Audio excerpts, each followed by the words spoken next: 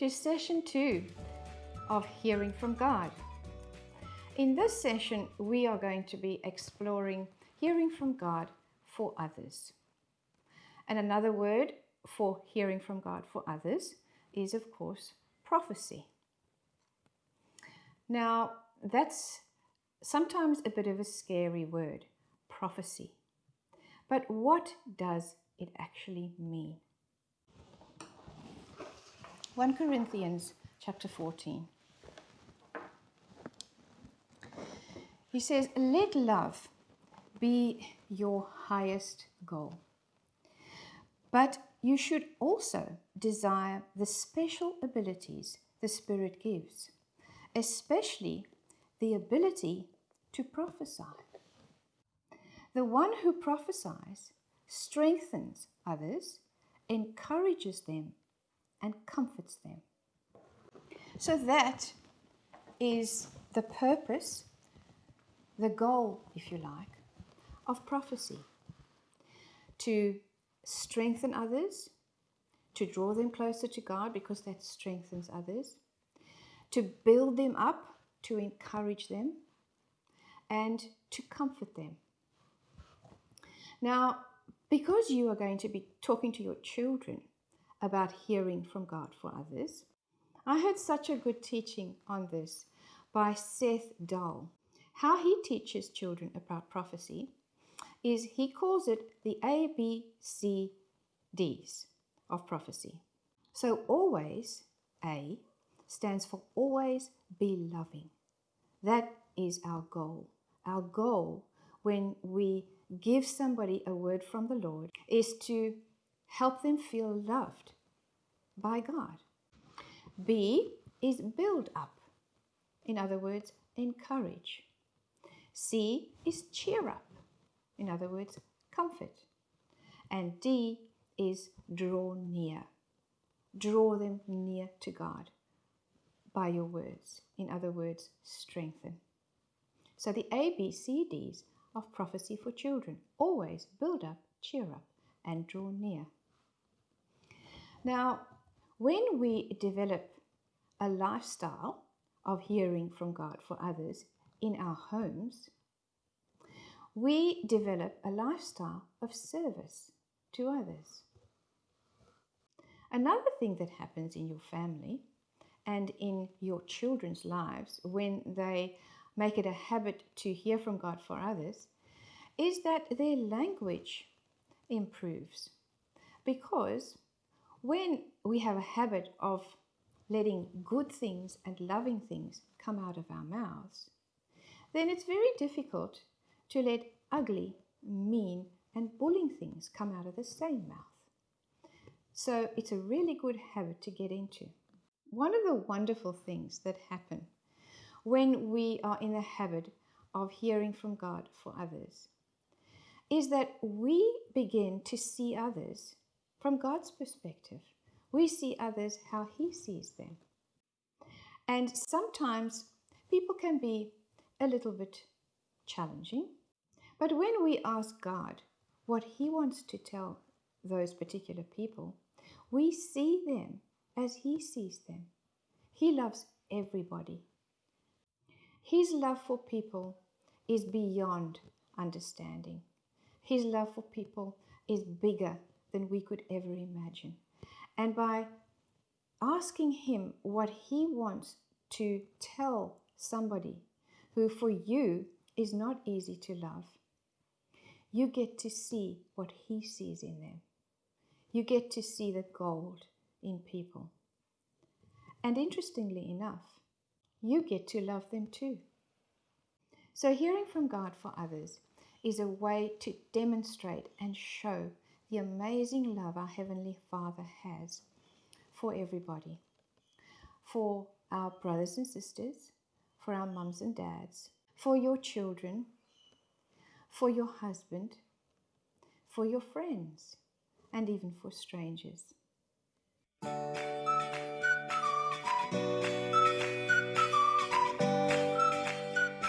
Everybody has a different way of showing love for other people. And I'm sure you would have heard of the different love languages that we have.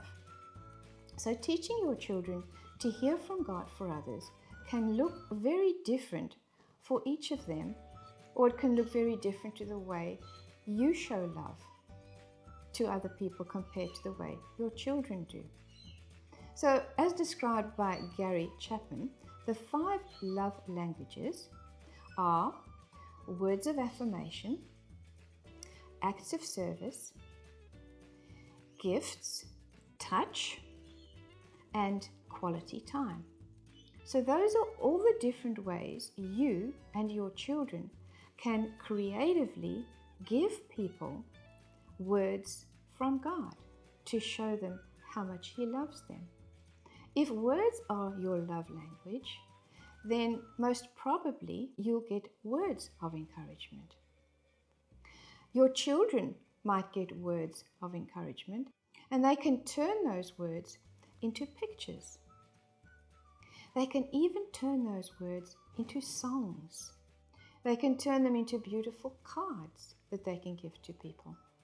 If touch is your love language, then our Heavenly Father might actually just tell one of your children to go and give somebody a hug, or to play with their friend's hair, to play with your hair. I love that when my daughter plays with my hair. If your love language is acts of service, then the way that you could demonstrate the Father's love and encouragement to somebody would be to cook them a meal, make them a lovely cake. There are so many different ways to demonstrate words of encouragement we receive from our Heavenly Father. With technology nowadays, it is really easy to send a word of encouragement to somebody by sending them a text, sending them a GIF. You can record a message, you can FaceTime them.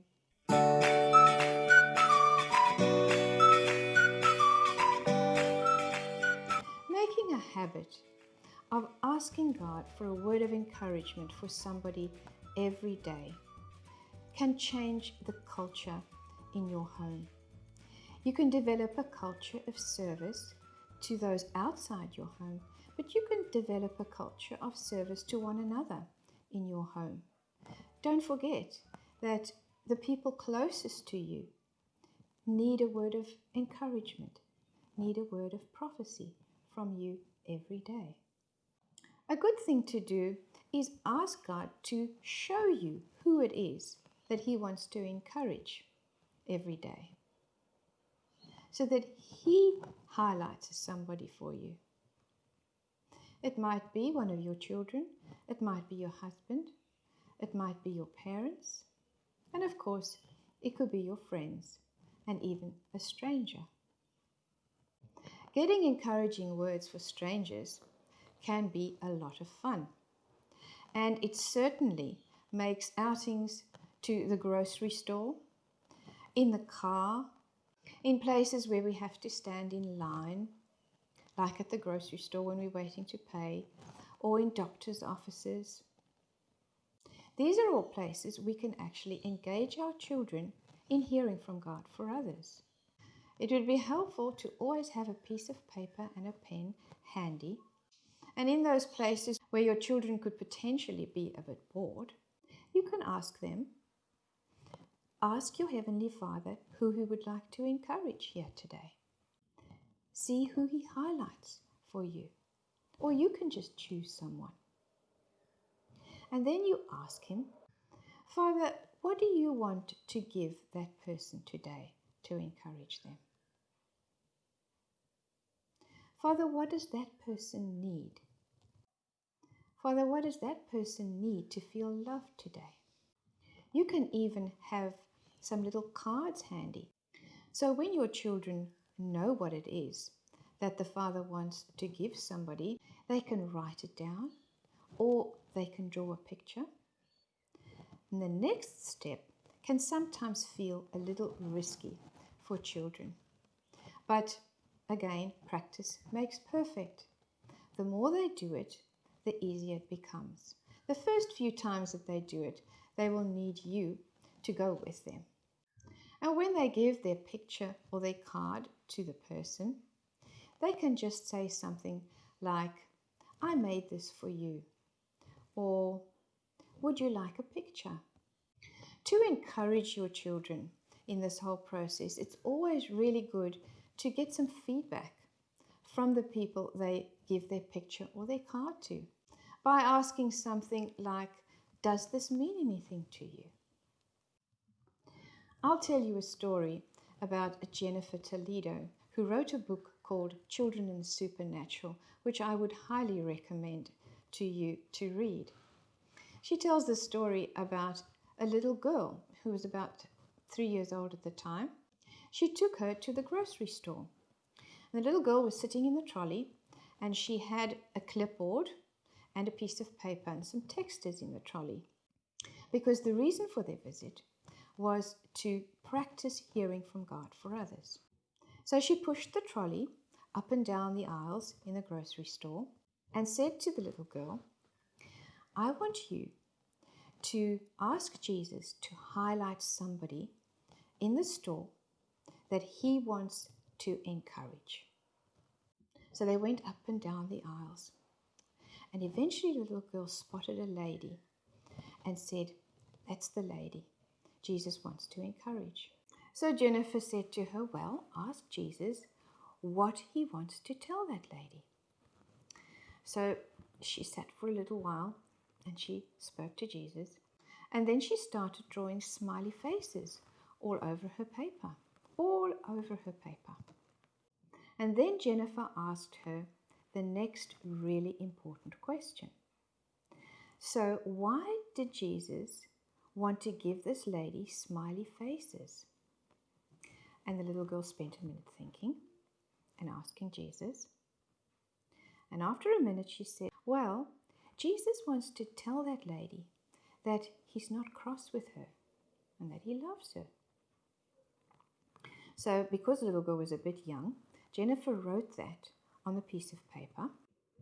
And when the drawing was complete, they went over to the lady and the little girl handed her her drawing and said that she had drawn her a picture. And when the lady looked at the picture and read what Jennifer had written there, she burst into tears. She told them that she had just been praying and talking to God and saying to him that she didn't know how he could ever take her back. Because once she had been close to him, she'd been a Christian, but she'd made some choices along the way that were not good choices, and she didn't know how it was that Jesus could forgive her and love her again and take her back. And getting this picture from a little 3-year-old girl who had asked Jesus for a word of encouragement for a lady that he had highlighted to her in the grocery store changed her life. That is the power of giving somebody an encouraging word from God. That's the impact that asking Jesus for a word of encouragement for a stranger, for a friend, or a family member can have on somebody's life. Another place to do this is at church. Often our younger children can be a little disengaged during the teaching time. So a good thing to do then is to ask Jesus to highlight somebody to them. So have some paper and some texters handy. And then a good question that they can ask Jesus is, Jesus, if you had to draw a picture for this person, what would you draw? And then they can draw the picture that he gives them. And then the next question to ask is, Jesus, why do you want to give them this picture? It's helpful to have a Bible at hand because children will often be given Bible verses to write on their pictures. Another story I can tell you is about a mum and her son, who was the older child, and her daughter, who was the younger one. They often used to go and visit a friend. And on the way in the car, her little girl would sing a song. Every time on the way to visit this friend, she would sing a particular song. And it eventually dawned on the mum that maybe the song that her daughter was singing was for her friend. So the one day when they arrived at the friend's house, the mum said to her, "You know, my daughter sings this song every time we're on our way to visit you. Does it mean anything to you?" And of course, this song was just the song that her friend needed to hear. And it had a huge impact on her heart and drawing her closer to the Father's heart and showing her how much He knew her and how much He loved her. So here are some examples of some questions your children can ask Jesus. So they can firstly choose a friend who they would like to encourage, or ask Jesus which of their friends or which of their family members He would like to encourage. And then they can ask questions like, "Jesus, what is it about my friend that you love? How have you made my friend special? Jesus, if there was one thing you could say to my friend today, what would it be? Jesus, how can I pray for my friend today? How can I be a good friend to him or her?" In the PDF, which I have included in this session, there are a whole bunch of activations that you can choose. You can choose one every day to practice hearing from God for others. And my prayer is that you will discover how fun it is to hear from God and how hearing from God for each other and for your friends and even for strangers will transform the way you see others, and that it will transform the way you love one another. And as you and your children learn to see one another through God's eyes, that you will learn to love one another in a deeper and more meaningful way.